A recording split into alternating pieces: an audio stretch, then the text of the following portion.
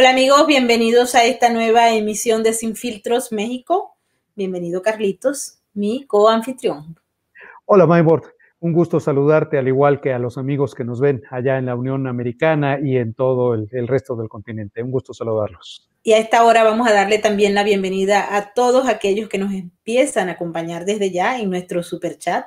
Recuerden que para nosotros es muy importante todos sus comentarios y opiniones. También queremos agradecerle a la gente que nos está acompañando, nada menos y nada más que moderando el super chat, Carlitos. A Nesta, a Finky, a Tamaris López y a Migdalia Chirinos. Ellos nos ayudan a mantener esta ventana de Sin Filtros libre para ustedes. Les mandamos un abrazo con todo gusto y nuestro agradecimiento desde acá, desde la capital mexicana. Vamos a darle la bienvenida también a nuestro amigo Francisco de Ángelo de Benemex. Hola, ¿cómo están? Les quería comentar que aquí la situación en los Estados Unidos a lo largo de esta semana ha sido realmente muy polémica. La situación de la crisis y el desbordamiento de la frontera sur ha hecho que las críticas empiecen a crecer en contra del presidente Joe Biden y de la vicepresidenta Kamala Harris y también de los otros funcionarios que no se han hecho presentes, a pesar de que se ha denunciado por múltiples vías que la frontera sur sufre de un descontrol absoluto, de que hay una llegada masiva de inmigrantes. Esos inmigrantes, buena parte de ellos no son evaluados para ver si tienen coronavirus o no lo tienen. Hay más de 20,000 niños que han llegado a la frontera sin acompañantes y muchos de ellos han sido inclusive lanzados hacia territorio norteamericano por coyotes. Esto ha hecho que las declaraciones en torno a la violación de derechos humanos estén subiendo de calibre y mientras tanto Joe Biden, Kamala Harris y el resto de los miembros de la administración se niegan a ir a hacerse presentes en la frontera y muy lejos de eso prácticamente se están lanzando unos que otros la responsabilidad, pero nadie la asume. Kamala Harris ha dicho que ella no tiene pensado ir a la frontera, pero que se va a encargar de hacer las reuniones y de visitar Guatemala y México. Sin embargo, el presidente Joe Biden no se refiere al tema. La secretaria de prensa de la Casa Blanca obvia las preguntas de los pocos reporteros que preguntan sobre el asunto. Lo cierto es que hay una aguda crisis humanitaria en la frontera con la llegada masiva de inmigrantes, atendiendo el llamado que durante la campaña hizo el actual presidente de los Estados Unidos. Así es que quisiera escuchar la opinión de ustedes. Aquí este fenómeno tiene varias aristas. Como bien lo mencionas, por un lado, esta promesa de campaña del presidente Biden, sin duda, las afectaciones económicas que está dejando en todo el mundo la pandemia, pero que sin duda a los países en vías de desarrollo, como es el caso de México y los países del Triángulo Norte de Centroamérica, sin duda pues afectan de una mayor manera. De hecho, más adelante aquí en el programa vamos a tener la opinión de un experto en esta materia económica. Esto sin duda pues empuja el tema de la migración hacia la frontera norte de México, frontera sur de los Estados Unidos, pero hay otro componente adicional que viene a sumarse a esto y tiene que ver con el manejo de la vacunación contra el coronavirus, que en el caso de México desafortunadamente es algo que todavía va demasiado lento. Llevamos apenas 11 millones de vacunas y el hecho de que Estados Unidos de una manera abierta está admitiendo a personas extranjeras que se puedan vacunar allá en el territorio, más allá incluso de que esta vacunación sea gratuita o sea pagada con el dinero de los estadounidenses. Para las personas aquí en México hablamos de que personas aquí sí, de todos los estratos sociales, personas que tengan o no la posibilidad de viajar, por ejemplo, en avión, que son quienes lo están aprovechando mejor de manera directa, un vuelo a los Estados Unidos, por cierto, cada vez más caros, en el caso de los vuelos de México a alguna ciudad del estado de Texas. para vacunarse contra el coronavirus. Entonces tenemos estos dos factores que están haciendo que se acumule esta presión en la frontera sur, pero por otro lado, como bien lo estás comentando, Maybor, esta actitud del gobierno de los Estados Unidos, del presidente decir, no, yo no voy, que lo atienda Kamala Harris. Por otro lado, la vicepresidenta dice, no, esto lo va a atender el secretario de Seguridad Interior, Alejandro Mayorkas, y ya esta declaración abierta ante la prensa ya en los Estados Unidos, en el sentido hecha por Harris, esta declaración, en sentido de que ella no tiene previsto viajar hacia la frontera sur de la Unión Americana, sino que va a buscar reunirse con las autoridades tanto mexicanas como tanto de los países del Triángulo Norte, y que el enfoque que van a dar al trabajo es atender, evaluar las causas que están originando esta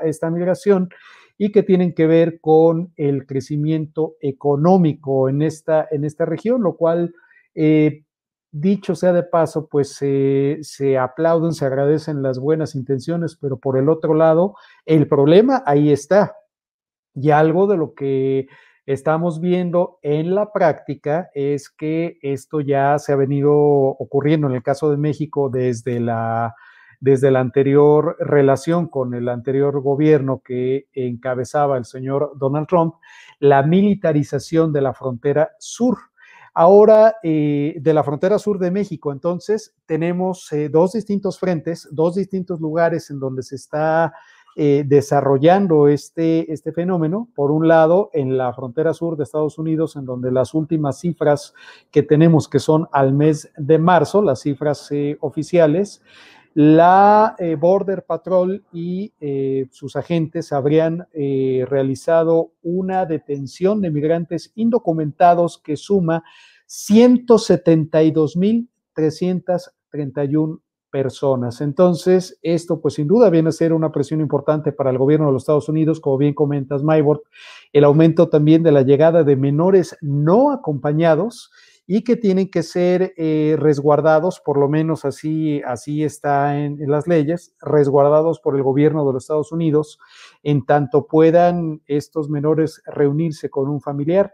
Sin duda, esto es una crisis importante que estamos viendo motivada desde mi perspectiva por estos dos factores, el factor económico, pero sin dejar de lado también el factor de la vacunación, que es algo de lo que evidentemente el gobierno de los Estados Unidos no va a hablar, pero que en el caso de México estamos notando con preocupación que el ritmo de vacunación en el país está siendo demasiado lento en comparación con nuestro vecino del norte, y que el mensaje que se está mandando de manera indirecta es el decir, de este lado de la frontera, en el caso de los Estados Unidos, sí hay vacunación, y en el caso de México, pues ahora a saber cuándo. Digo, por solamente dar un ejemplo, aquí en México, por increíble que parezca, los médicos, enfermeras y otros profesionales de la salud que pertenecen al sector privado no están siendo vacunados. Y no solamente no están siendo vacunados, sino que aquí dentro del país no hay alguna opción para que puedan vacunarse por sí mismos. Quienes tengan los recursos y quieran hacerlo, tienen solamente la opción de tomar un avión, ir a los Estados Unidos, y que sea otro país, otro gobierno, otra sociedad y otros contribuyentes los que le paguen, los que solventen esta vacuna para los médicos privados mexicanos, porque en el caso de las decisiones que está tomando aquí el presidente Andrés López, tiene que ver con que este sector de la población en México no va a tener derecho a la vacuna, excepto por los criterios establecidos que tienen que ver con un criterio de edad. Se acaba recientemente de concluir apenas una primera etapa en la que se vacunó a personas mayores de 60 años. Viene en breve ahora una etapa en la que se vacunará a personas entre 50 y 59 años de edad, posteriormente entre 40 y 49 y así sucesivamente. Entonces, estos médicos que se enfrentan de manera cotidiana también a la posibilidad de contagiarse y lamentablemente de contagiar también a sus familias, tendrán que someterse a este criterio. Entonces, esto es solo por mencionar una arista.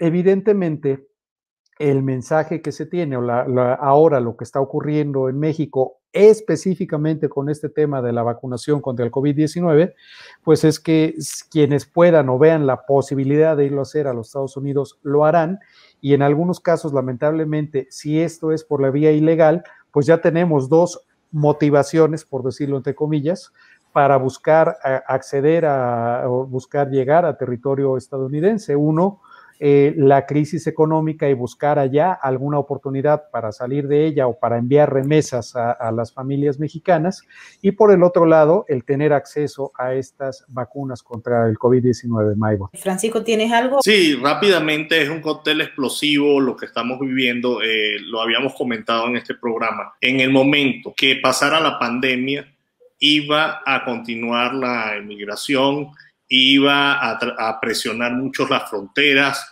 y en México no se ha llevado bien ni el tema de la vacunación ni el tema económico. Más que todo, tenemos un desempleo terrible, tenemos quiebras de muchas industrias, entre restaurantes, cines, pymes.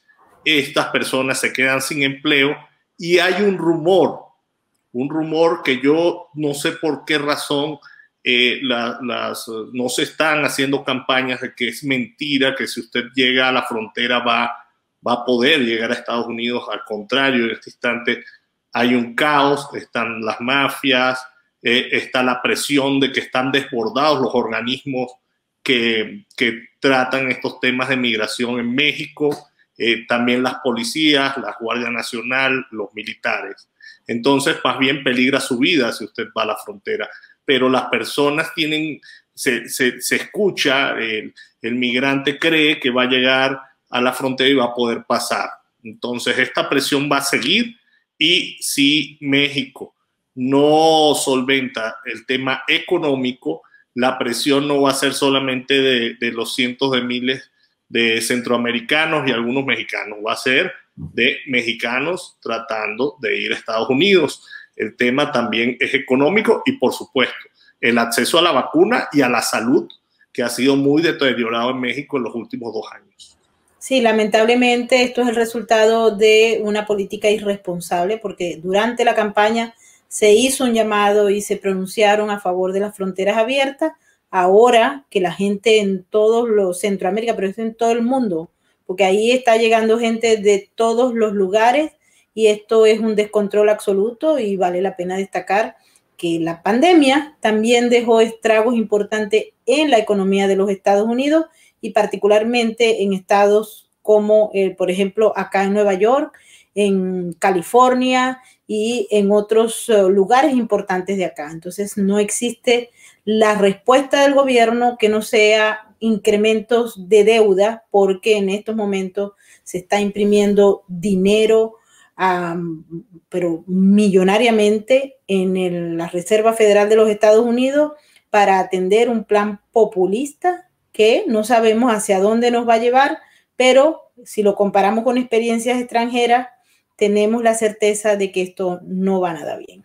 Pero ahora sí, vamos a darle la bienvenida a nuestro invitado, Carlitos. Es un gusto poder darle la bienvenida a un gran amigo, pero sobre todo un gran estudioso de estos fenómenos desde la parte económica, el doctor Ignacio Martínez Cortés. Él es director de uno de los laboratorios de estudios económicos más importantes acá en la República Mexicana, nada menos que de la prestigiada Universidad Nacional Autónoma de México, nuestra máxima casa de estudios acá en el país. Y rápidamente voy a leer una semblanza curricular. José Ignacio Martínez Cortés es una persona que cursó el doctorado en Economía Internacional en la Universidad Complutense de Madrid, después de concluir sus estudios de maestría en Comercio Internacional, así como las licenciaturas de Relaciones Internacionales y Economías, ambas cursadas en la UNAM, acá en México. Él realizó una especialidad en Integración Económica en el Colegio de México, también una de las instituciones más prestigiadas de la academia acá en nuestro país. Actualmente es coordinador, como ya les comentaba, del Laboratorio de Análisis en Comercio, Economía y Negocios, el LACEN de la UNAM, Es profesor investigador en esta máxima casa de estudios, adscrito al Centro de Relaciones Internacionales, donde coordina el área de Economía Internacional. Es también responsable del eje de política internacional de la Red Académica América Latina, el Caribe y China. Coordina el Seminario de Comercio Exterior en el Centro de Relaciones Internacionales de la UNAM. Coordina el Seminario de Análisis Cuantitativo en Relaciones Internacionales en el Centro de Relaciones Internacionales de esta universidad. Él es autor de diferentes libros. Ahora mismo los más recientes son 7, de 2014 a 2020, casi un libro por año. El más reciente, de 2020, titulado Praxis de los Negocios Internacionales, publicado por la Universidad Nacional Autónoma de México. Y además también un dato muy importante: si ustedes googlean al doctor Martínez Cortés en Google Académico, Google Scholar, allá en los Estados Unidos, verán que tiene cerca de 40 papers de investigación publicados. Entonces, pues sin duda una persona que conoce muy bien esta materia y que hoy va a compartir su conocimiento, y a quien doy la más cordial bienvenida, al doctor José Ignacio Martínez Cortés. Doctor, bienvenido a este espacio Sin Filtros México. Bienvenido. Muchas gracias, Maybor. Muchas gracias, Carlos, por esta amable invitación. Excelente día al amable auditorio. A mí me gustaría hacer la primera pregunta, si me lo permiten, amigos, compañeros. Pues tenemos el día de hoy el laboratorio de análisis, el LACEN de la UNAM, publica una situación interesante, doctor, respecto a los impactos que hay por las decisiones gubernamentales en la economía mexicana, que si bien, como comenta usted en este artículo, ha registrado un ligero incremento en las expectativas, pero que tiene que ver más con otras actividades fuera del país. Si quisiera, pues, hacernos un comentario acerca de estos dos indicadores. Por un lado, tenemos que el ambiente externo parece favorecer a la economía mexicana, pero por otro lado, las decisiones que se están tomando o las acciones que se están haciendo al interior parecieran ir en sentido contrario. Doctor Martínez Cortés, tiene usted el uso de la palabra, por favor. Sí, muchas gracias. La economía mexicana en 2020 tuvo una impresionante caída de menos 8.3%. Y este año estará creciendo, según el Fondo Monetario Internacional, 5.3%, Banco Mundial 4.7%, OCDE 4.8%. El crecimiento de la economía por sí mismo se da a raíz de una caída, y vamos a tener ahora un fuerte rebote. La economía crece principalmente por una situación totalmente externa. Por ejemplo, se da el comportamiento de la economía de Estados Unidos, que también va a tener un crecimiento de suyo relevante, y esto va a provocar que aumente la producción industrial de la Unión Americana, y como las empresas estadounidenses afincadas en México tienen una fuerte relación intrafirma, de manera particular la industria automotriz, electrónica, de telecomunicaciones y farmacoquímica, están hiladas a la actividad industrial en México. Esto entonces está provocando que la economía mexicana, a raíz de la producción industrial de Estados Unidos, esté creciendo un punto porcentual, aunado también a las remesas que provienen de Estados Unidos, que son alrededor de 3.500 millones de dólares que México recibe cada mes, principalmente provenientes de la Unión Americana en cuanto a remesas, así como también el turismo y la inversión extranjera, provocan un gasto, un consumo en México. Esto también está impactando en el Producto Interno Bruto en 0.73% del PIB. Es decir, tenemos que casi un 2% del crecimiento del PIB que vamos a tener en 2021 se debe estrictamente a cuestiones totalmente externas, a un ámbito absolutamente exógeno. ¿Qué es lo que estamos teniendo en la economía mexicana? Con relación al primer trimestre de 2021, que se avisoraba que fuera boyante, no lo es así. Tenemos un mercado interno totalmente a la baja. El consumo privado no ha aumentado, y esto se refleja también en la caída de tres grandes impuestos. Estos tres impuestos representan el 57% del ingreso programado para 2021. Tenemos, por ejemplo, el impuesto al valor agregado, que tiene una caída de 8%. El impuesto sobre la renta tiene una caída de 2%, y el impuesto sobre producción y servicios tiene una caída del 7.1%. Si a esto le sumamos el comportamiento de la inversión que realiza el gobierno, de la inversión pública, encontramos que el gasto de la inversión pública por parte del gobierno tiene una caída del 7.1%. ¿Esto en dónde se refleja? En la generación de empleo. La empresa no está invirtiendo, y esto, por supuesto, se refleja a su vez en la creación de empleo.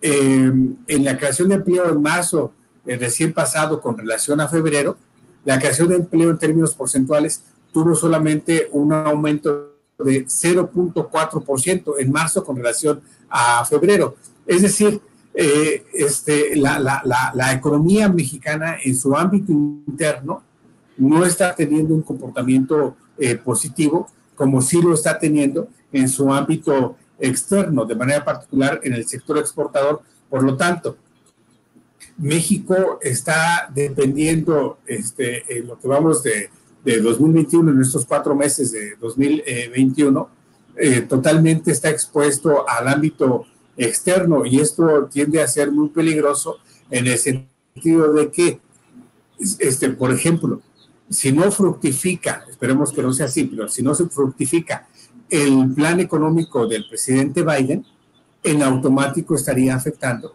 a la economía mexicana. Esa es la ruta peligrosa en la que nos encontramos en este momento, Carlos. Importante destacar, y muchísimas gracias de verdad al doctor Martínez Cortés.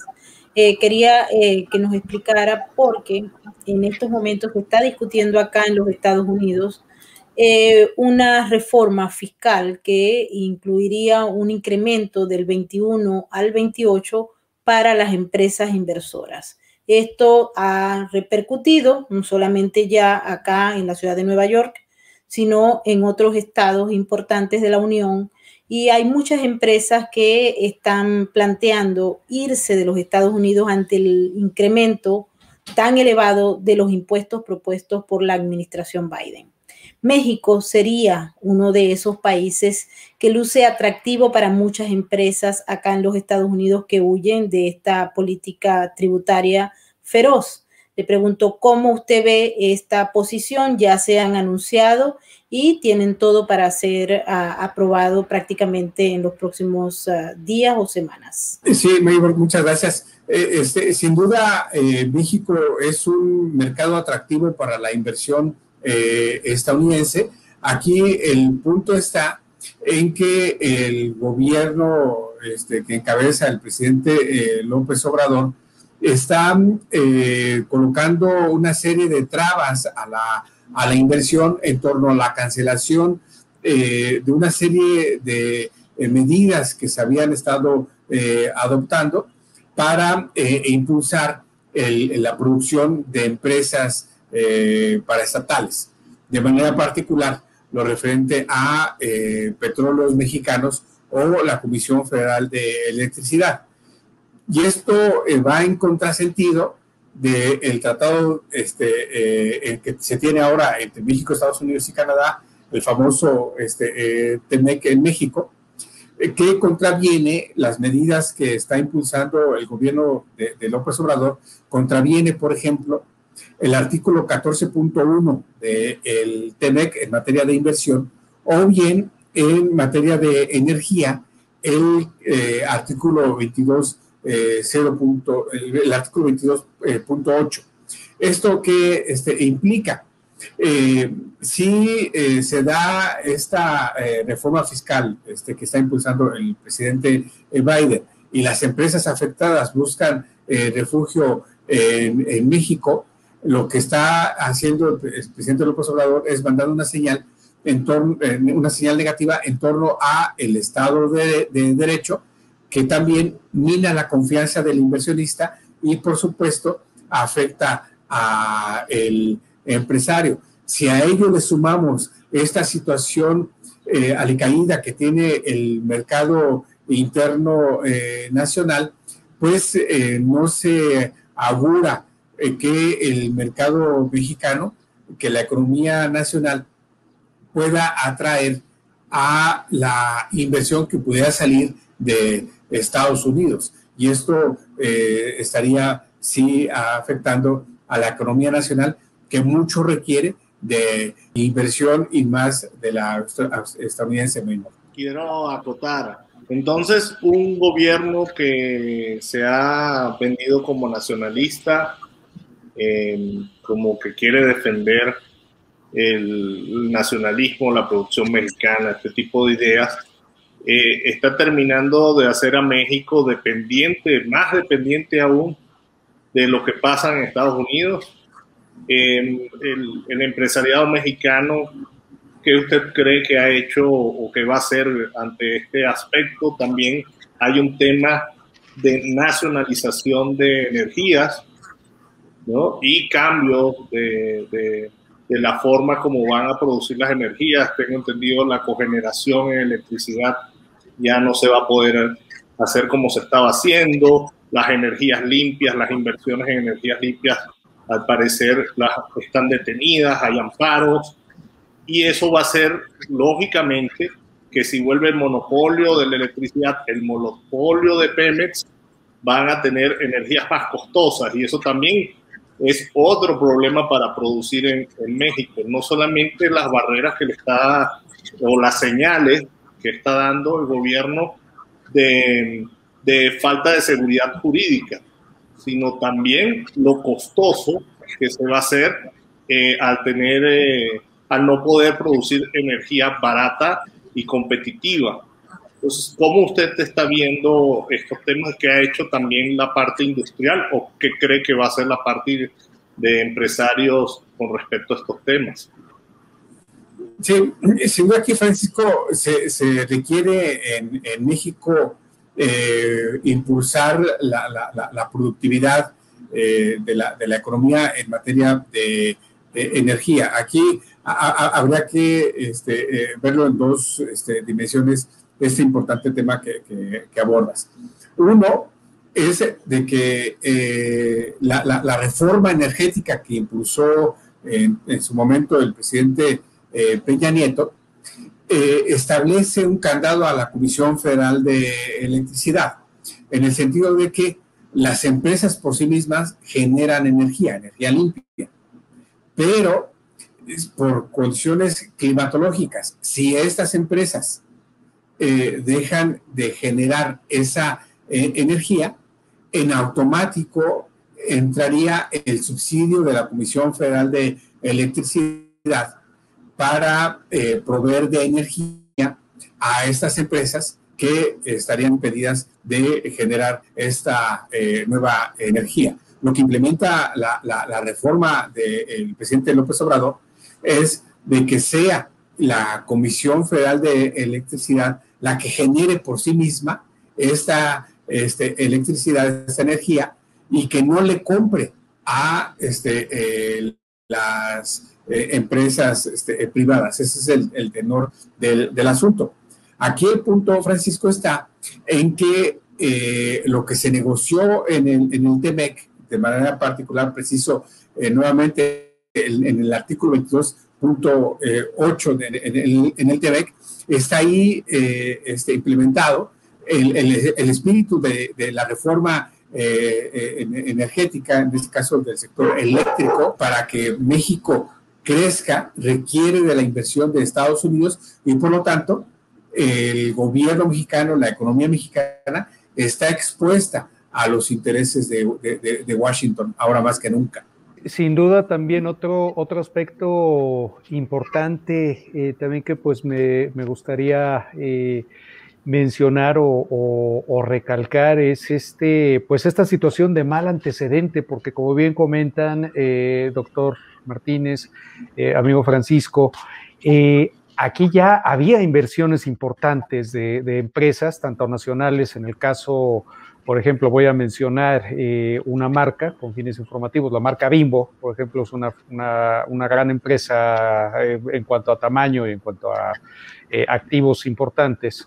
Hizo sus propias inversiones para contar con un campo eólico en el estado de Oaxaca, cuya energía, y así lo han manejado ellos en su propaganda, iba a ser utilizada para movilizar su flotilla de vehículos eléctricos y poder de esta manera distribuir su producto en diferentes partes del país. Sin embargo, pues ahora con estas modificaciones que se hacen, que dan la ventaja, como bien nos explicó, a la Comisión Federal de Electricidad y a energías que son más caras que estas renovables, pues esto arroja una mala señal. Pero además me gustaría pedirle su opinión respecto a otro tema que viene a sumarse a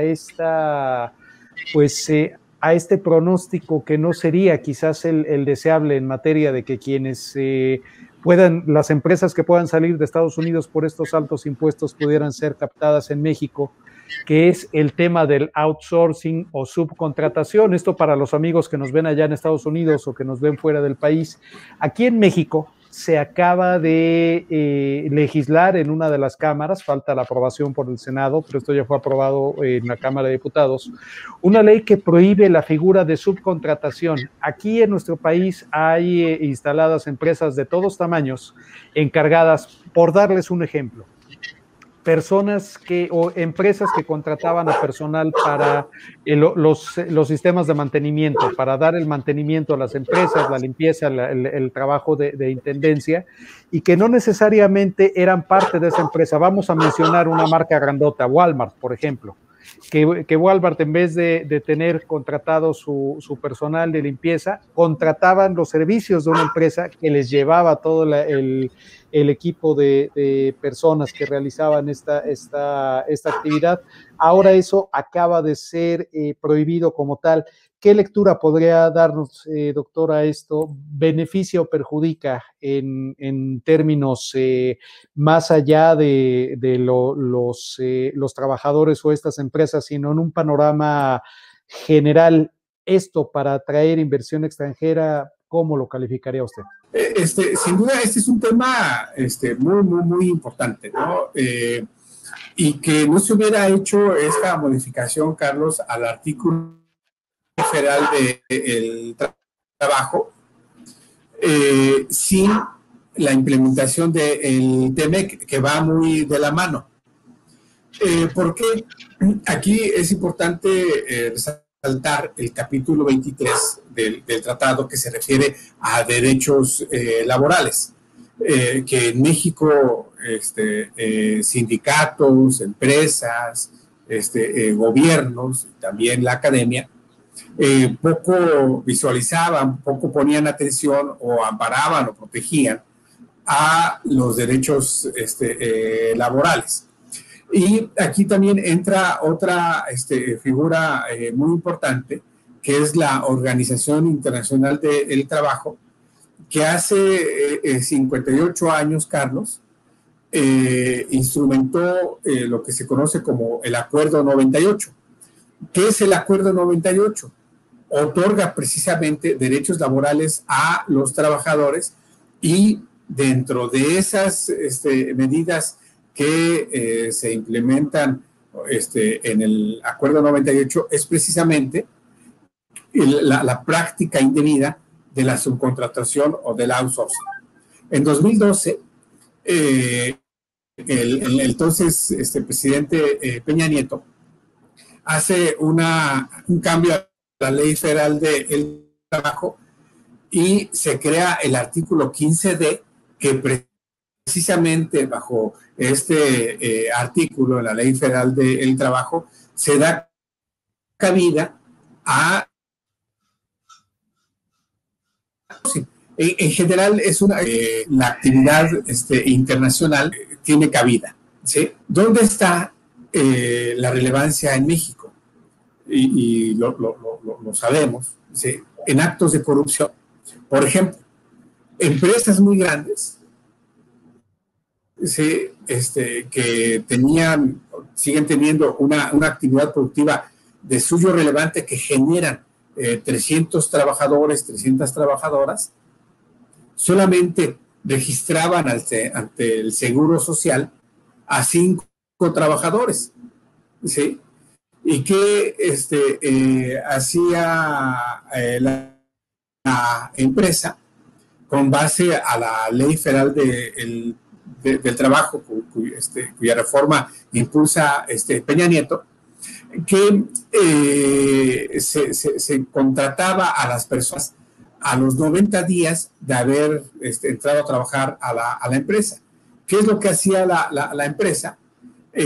Corría o despedía a los 80 días a las personas que estaban trabajando en esta unidad económica y las contrataba a los 15 días, es decir, no cumplían los 90 días, por un lado. Las personas que trabajaban en esa empresa no son contratadas directamente por la empresa donde laboran, sino que son contratadas por una tercera empresa. Al momento en que se incorporaban nuevamente a trabajar en la empresa que durante 80 días habían estado laborando, al momento en que se incorporaban nuevamente a trabajar, no eran contratadas por la empresa anterior, sino que aparecía una nueva empresa. Esto provocó, Carlos, está provocando, ¿sí? Hasta la semana pasada, que 9.373.000 trabajadores, trabajadoras no tuvieran seguridad social. ¿Por qué? Porque continuamente eran despedidos. Esto afecta derechos laborales. Es precisamente bajo esta mecánica del artículo 23.3 y del artículo 23.6 del TEMEC que se sanciona esta práctica, ¿sí? Aquí es muy importante, Melvin, Francisco, Carlos, acotar que los sindicatos se desgarran las vestiduras diciendo que defienden los derechos laborales de sus agremiados. Empresas socialmente responsables, tú las conoces muy bien, Carlos, empresas de comunicación, ¿sí? Gobiernos que cada 1 de mayo aplauden al trabajador, defienden los derechos laborales de las trabajadoras. Durante 58 años no defendieron los derechos laborales de las trabajadoras, los trabajadores, hasta que llegó el artículo 23.3 del TEMEC. No obstante, si algo le faltara al artículo 23.3 del TEMEC, tenemos ahora un nuevo artículo en el TEMEC, que es el artículo 31.1, que se refiere a una figura que en su momento, cuando apareció, crea mucho debate en México, que son los famosos agregados laborales. Sabemos que en las embajadas hay agregados culturales, militares. Bueno, pues ahora hay una nueva figura que se denomina agregados laborales. ¿Por qué? Porque los agregados laborales del Departamento del Trabajo de Estados Unidos, vía embajada de Estados Unidos en México, pueden informar al Departamento del Trabajo que una empresa en México no está está violando, que una empresa en México está violando los derechos de los trabajadores. O bien, un trabajador o una trabajadora mexicana puede informar al Departamento del Trabajo que están violando sus derechos laborales. De ese grado, de esa magnitud, es precisamente el cambio que se da con base a la eliminación de la práctica outsourcing, y veremos los cambios ya implementados dentro de 90 días naturales, es decir, antes de que se cumpla el aniversario del TEMEC, México ya debió haber aplicado la instrumentación de lo que se establece en el artículo 23.6 del TEMEC. De esa magnitud es de lo que estamos hablando en términos de outsourcing, Carlos. Entonces entiendo, está fundamentado el cambio en el Tratado de Libre Comercio de América del Norte. Sí, bueno, Carlos, está fundamentado en el TEMEC, es decir, es un cambio que vino de fuera. Okay. No es un cambio que las centrales obreras en México, no es una transformación que la empresa socialmente responsable en México ni que gobiernos hayan impulsado desde México. Es una obligatoriedad que vino desde Ottawa y desde Washington, y que México está más que obligado a cumplir. ¿Y se elimina totalmente la figura o va a haber subcontratación en algún tipo de especialidad? Se regula en sí, no se elimina por completo, que ese es un cambio que se logró por parte de la empresa. No se elimina por completo, pero sí se regula. Por ejemplo, hasta marzo, Francisco, la trabajadora, el trabajador que era despedido después de 80 días de haber trabajado en la empresa, no se le otorgaba una prestación que por ley se le debe brindar, ¿sí?, que son las utilidades.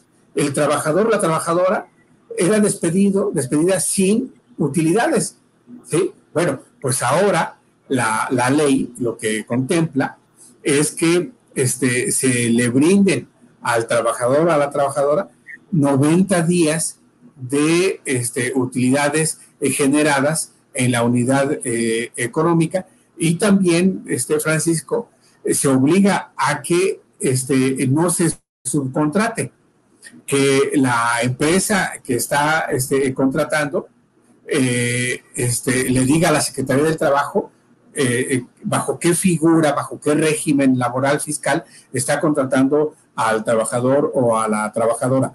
Y si una agencia está ofreciendo los servicios de subcontratación, esa agencia, esa empresa debe estar registrada ante la Secretaría del Trabajo.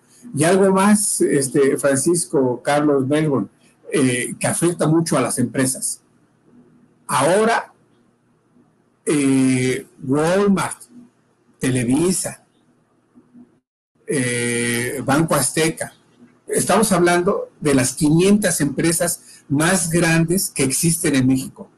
Están obligadas estas empresas a declarar el impuesto sobre la renta, a declarar el IVA y a declarar el impuesto especial sobre producción y servicios si fuera el caso. ¿Por qué? Porque estas empresas, en términos laborales, no declaraban el impuesto sobre la renta. Y esto tú lo sabes muy bien, Carlos. Aquí en México, ya sea por recibo de honorarios, que coloquialmente lo decimos así, o por nómina, cada quincena nos descuentan el ICR. Bueno, pues estas empresas, ¿sí?, socialmente responsables, es algo que no dice Coparmex, es algo que no dice el Consejo Coordinador Empresarial, no declaraban ante Hacienda el impuesto sobre la renta que le habían quitado al trabajador o la trabajadora. Pero eso sí, cada Día Internacional de la Mujer, ¿sí?, estas empresas dicen que apoyan a la mujer, pero que la despiden y que se quedaban con su impuesto y no declaraban ante Hacienda. De esa magnitud es la implicación que tiene, subrayo, el artículo 23.3 y el artículo 31.1 del TEMEC. Entonces, y sin duda, entonces, esto podría de alguna manera, pues como bien nos lo está comentando, no es algo aquí en la clase política mexicana, desafortunadamente, tanto de un lado como tanto gobernantes como opositores, muchas veces intentan colgarse esta medallita y decir esto es un logro de nuestra administración o esto vino de una idea nuestra de gobiernos anteriores, etcétera. Entonces, esto más bien obedece. Esto me gustaría puntualizarlo entonces, obedece a este capítulo que nos está comentando, a este 23.3 del TEMEC, por un lado, doctor, y por el otro, esta coyuntura, por un lado, esta obligación marcada en el TEMEC, y por el otro lado, esta coyuntura que se da conforme a esta contrarreforma energética, por llamarlo de alguna manera, o esta reforma en materia de electricidad, ¿cómo deja en materia de competitividad a las empresas mexicanas ante una situación oportunidades como esta, de que al salir empresas de Estados Unidos o su eventual salida por este aumento de impuestos que pudieran venirse a México, cómo deja a México en esta situación o en esta posible oportunidad frente a otros competidores, por ejemplo, China? ¿Cómo queda México ante esta? Es decir, ¿está México en una situación competitiva para recibir esta inversión, esta posible inversión extranjera? ¿O cómo quedamos frente a otros competidores? Sí, es muy importante tu observación, Carlos, porque en términos laborales se decía que México era altamente competitivo porque tenía una mano de obra barata. Poco a poco esto ya no va a ser. Por esto que comentamos del TEMEC, pero aquí es importante, antes de pasar al siguiente análisis, Carlos, precisar que es algo ahí que está muy presente, esta figura en Estados Unidos, de Richard Trumka, el líder de la famosa central en Estados Unidos, la AFL-CIO, ¿no? En Estados Unidos, que son dos actores políticos muy importantes en Estados Unidos que empujan esa transformación laboral. Richard Trumka, y otra es Nancy Pelosi, la líder demócrata y el líder sindical, son los que impulsan, son los que presionan a México para que acepte este cambio. ¿Y qué es lo que tenemos en cuanto a la competitividad? Podemos decirlo así, en América del Norte, en un sector de suyo relevante a nivel internacional, la industria automotriz. Aquí es importante destacar que en el TEMEC se modificaron las reglas de origen. Con relación al Telecan, teníamos reglas de origen en la industria automotriz de 62%, es decir, el 100% del contenido de autopartes en un auto que se estaba vendiendo debería ser de autopartes nacionales o regionales de América del Norte. Con el TEMEC ahora tenemos que debe ser el 75%. Creo que hemos tenido problemas técnicos, lo perdimos, vamos a tratar de recuperar. Sí, vamos a... Nuestro invitado pareciera que ahora vuelve. Doctor, creo que ya lo tenemos de vuelta por acá. Nos estaba comentando este porcentaje de partes automotrices, por ejemplo, esto que se modifica ahora con el TEMEC para considerar que un auto es fabricado en México. Estaba yo entendiendo bien. Adelante. Muchas gracias. ¿Qué es lo que vamos a tener con las reglas de origen? Una mayor inversión por parte de las empresas automotrices de Estados Unidos en México. Esto va muy de la mano precisamente con relación a esta reforma fiscal del presidente Biden, en el sentido de que estarían afincándose capitales automotrices provenientes de Estados Unidos en México, ¿sí? A raíz, uno, de la reforma fiscal de Biden, y dos, precisamente de estos cambios sobre reglas de origen en la industria automotriz. No obstante, también se espera inversión automotriz por parte de empresas europeas, japonesas y asiáticas en México para cumplir precisamente con estas nuevas reglas de origen. Pero hay un elemento más, Melbourne, Francisco, Carlos, que es un punto que se encuentra en el artículo 4.7b, que es las reglas de origen de carácter laboral.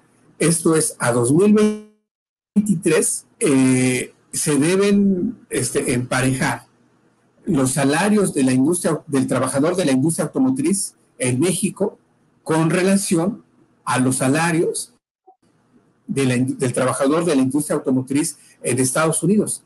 ¿Sí? Esto a 2023, estamos a menos de 2 años que esto entre en vigor. Recapitulando, si se ofrece certidumbre al inversionista, si se ofrece confianza al empresario, aprovechando la reforma fiscal de Biden que va a provocar que salgan capitales y México los pueda traer, y también aprovechando estas reformas del TEMEC, tomando en consideración que la industria automotriz en México tiene una mano de obra altamente especializada, sí que puede tener la economía mexicana desde adentro un importante crecimiento. Esto creo que el gobierno lo debe considerar para entonces tener estrategias a desarrollar antes de 2023. Doctor Martínez, hay algo que me preocupa a mí bastante y son las pequeñas y medianas industrias. Tengo entendido que la columna vertebral de la economía mexicana hoy en día no son las grandes industrias, ni siquiera la automotriz, son las pymes.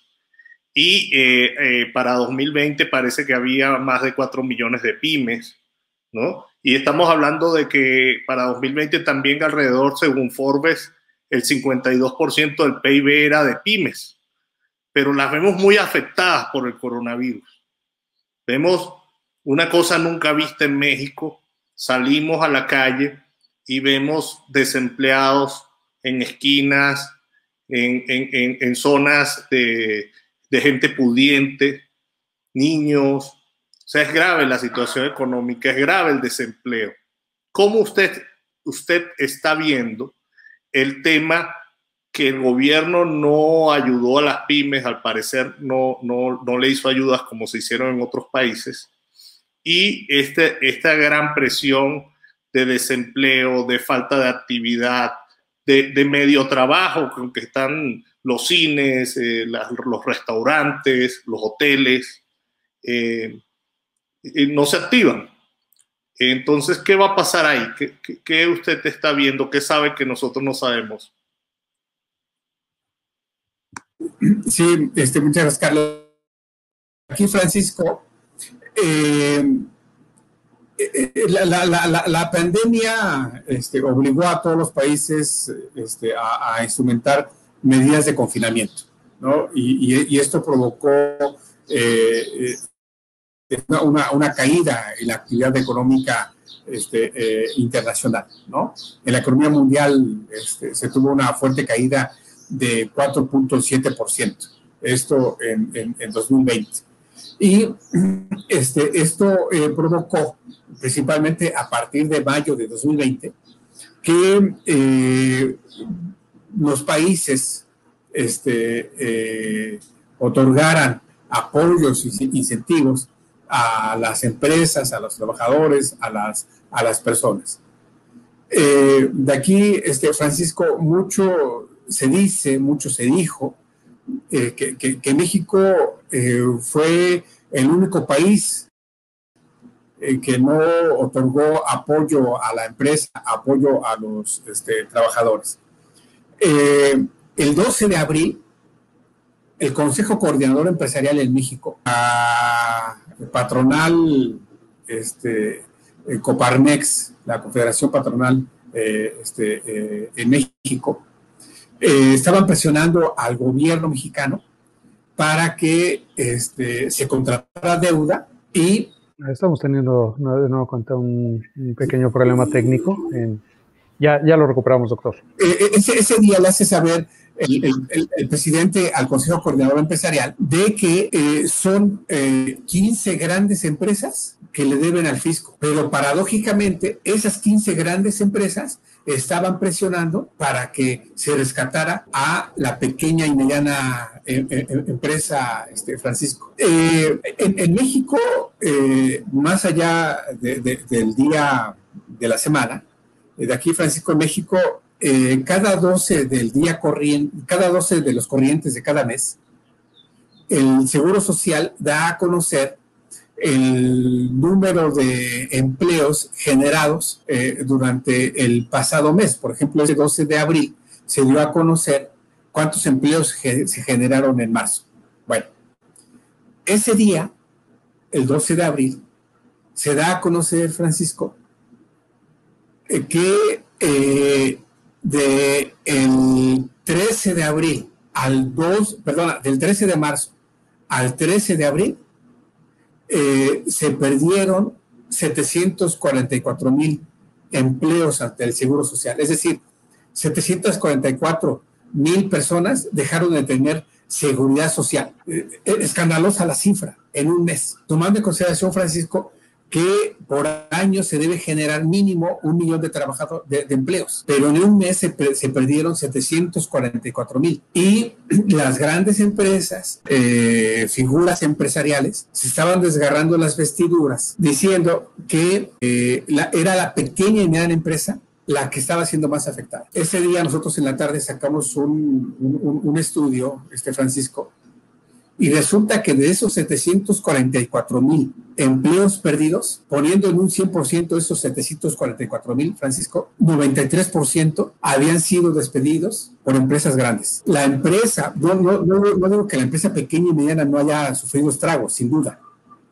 La empresa que más se solidarizó con sus trabajadores, con sus trabajadoras, fue la pequeña empresa. La empresa, y aquí hay que tomar en consideración que subrayo el 12 de abril de 2020, estábamos a menos, ya un mes, a 32, 33 días del Día Internacional de la Mujer. De esos 744,000 empleos perdidos, Francisco, 453,000 fueron mujeres desempleadas. De esos 453,000, 313,000 fueron mujeres desempleadas por las grandes empresas. Pero era el Consejo Coordinador Empresarial, cuyo presidente es empleado de FEMSA, y FEMSA es quien había despedido, ¿sí?, a más mujeres. Y ahí viene la presión hacia el gobierno para que contrate deuda.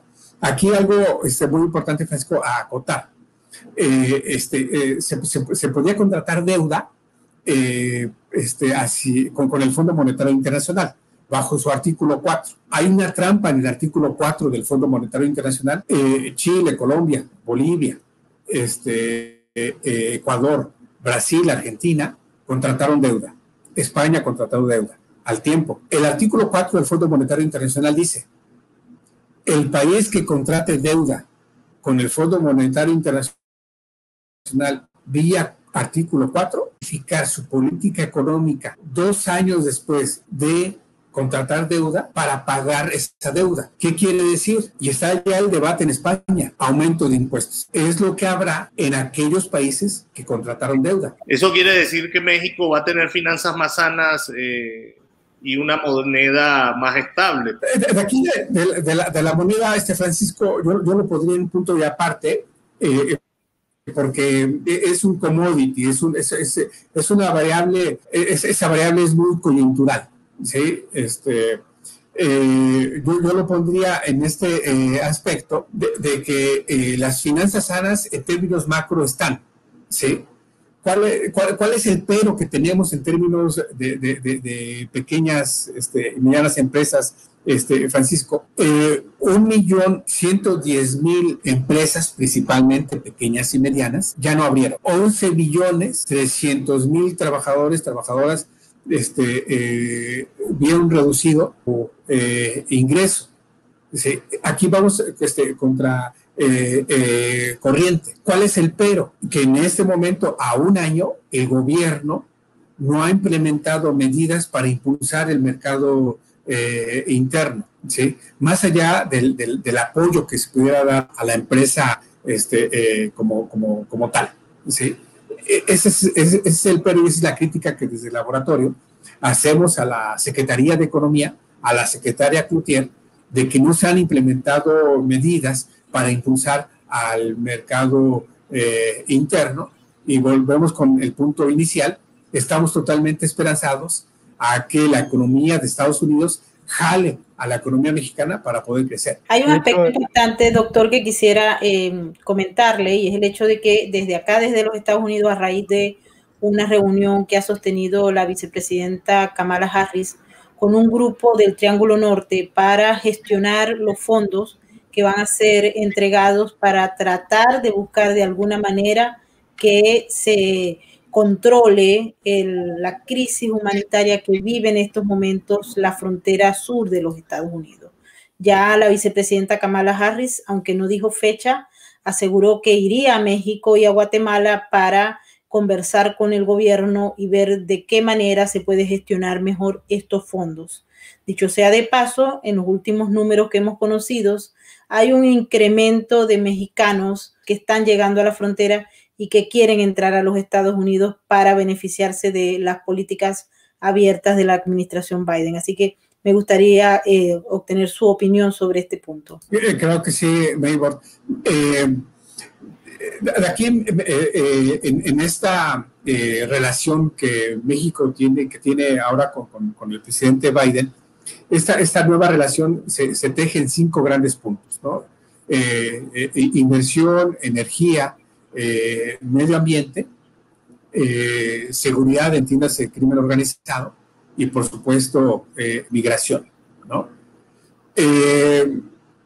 México, subrayo, está en la órbita de seguridad de Estados Unidos y lo vimos en junio de 2019, cuando el presidente Trump amenaza a México de imponerle aranceles, y México, ¿qué es lo que hace? Negocia con Trump medidas migratorias para detener estas olas humanas que llegaran a Estados Unidos. ¿Qué es lo que tenemos ahora con Biden? México negocia vacunas con relación a establecer un muro migratorio en la frontera sur con Guatemala.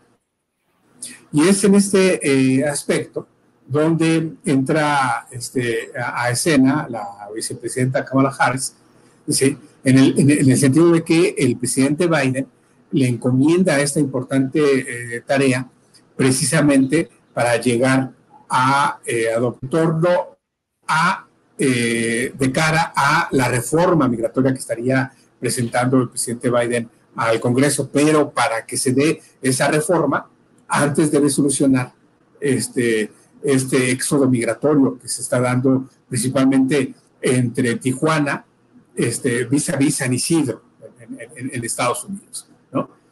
Y es aquí donde México, donde el presidente López Obrador va a poner sobre la mesa una estrategia que ha impulsado desde el inicio de su gobierno. El desarrollo en el sur-sureste de México vinculado con el Istmo Centroamericano. Dejando fobias y filias, mucho se atacó al presidente López Obrador de que estaba otorgando apoyo de este programa denominado Jóvenes para el Futuro a Guatemala y a El Salvador, precisamente creando empleo en el Triángulo Norte para evitar estos éxodos. Paradójicamente, proporción guardada, no estoy diciendo que sea el mismo programa, pero paradójicamente es la estrategia que está adoptando Kamala Harris para impulsar el desarrollo en el Triángulo Norte y detener estas olas migratorias, porque si continúa el éxodo hacia la frontera sur de Estados Unidos, no va a llegar a buen término la reforma migratoria que en 2022 estaría presentando el presidente Biden. 4 años se pasan rapidísimo.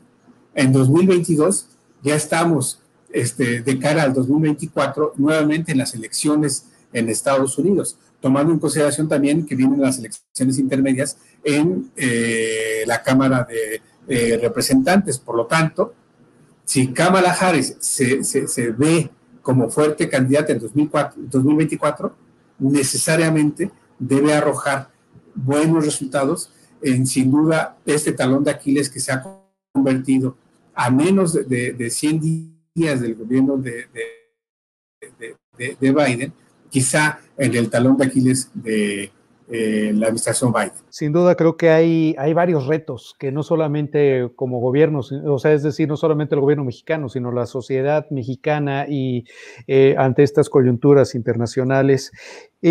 Solamente un breve comentario, me gustaría pedirle cómo, si por un lado, ¿cuál sería el reto y cómo enfrentarlo? Si por un lado tenemos que pues que el mercado interno no está siendo reactivado como se debería aquí en México para enfrentar la crisis derivada de esta pandemia, por un lado. Por otro lado, pues se tiene esta presión, por decirlo de alguna manera, o esta intención de promover una mejor economía en el Triángulo Norte y que esto deje de representar una presión en materia migratoria.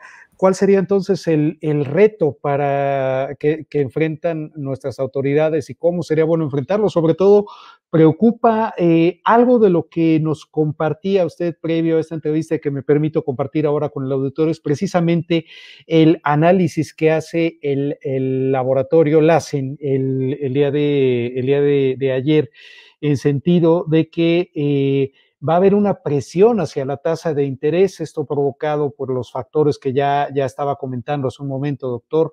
La tasa de empleo creado en marzo fue de apenas 0.4%, estas pérdidas de empleo que nos ha estado usted comentando. Entonces, ¿cómo podrían enfrentar esto nuestras autoridades? ¿Cuál podría ser el pronóstico que de entrada entiendo que es reservado? Sí, muchas gracias. Rápidamente, Carlos, el reto 2021. En 2021 vamos a crecer por obvias razones, por rebote, válgase la expresión. El reto, el peligro está en 2022, donde la economía estaría creciendo a su ritmo habitual, entre 1.5 y 2%, si bien nos va. De ahí es de que vamos a ver después de las elecciones del 6 de junio aquí en México, que se va a presentar una reforma fiscal que no apunta a aumento de impuestos, sino un establecimiento de tabuladores. Por ejemplo, encontramos que empresas de la industria refresquera no quieren que se les aumente el tabulador del impuesto especial sobre producción y servicios. De igual forma, tenemos a la industria tabacalera. Mucho se dice de que Amazon tuvo un enorme crecimiento, tuvo grandes ganancias en 2020. Bueno, este tipo de empresas se oponen a que se les aumenten los impuestos. Hacia ese punto va, Carlos, esta reforma fiscal, precisamente aliviando las arcas públicas y combatiendo la evasión, la elusión fiscal. Y vamos a ver cómo se da esta inversión al sureste. Es decir, vamos a tener una reforma fiscal hacia principalmente grandes contribuyentes y también un mayor gasto social apuntando hacia el sur-sureste. Y viene aquí de la mano la estrategia que Kamala Harris estará impulsando hacia el Triángulo Norte. Muchas gracias, doctor. Francisco.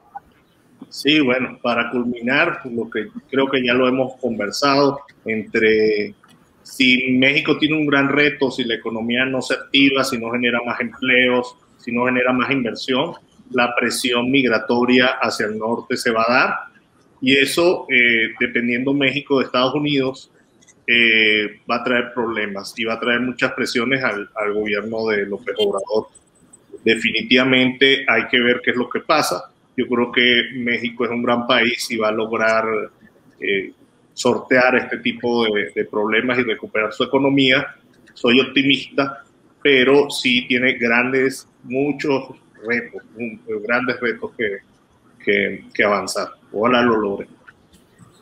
Así es. Bueno, muchísimas gracias de verdad al doctor José Ignacio Martínez por haber estado con nosotros en Sin Filtros. Les recordamos a toda la gente que nos está mirando por el super chat que vamos a leer todas sus opiniones y comentarios. Así que les agradecemos muchísimo y nos vemos en nuestra próxima emisión, doctor Carlitos Francisco. Muchas gracias.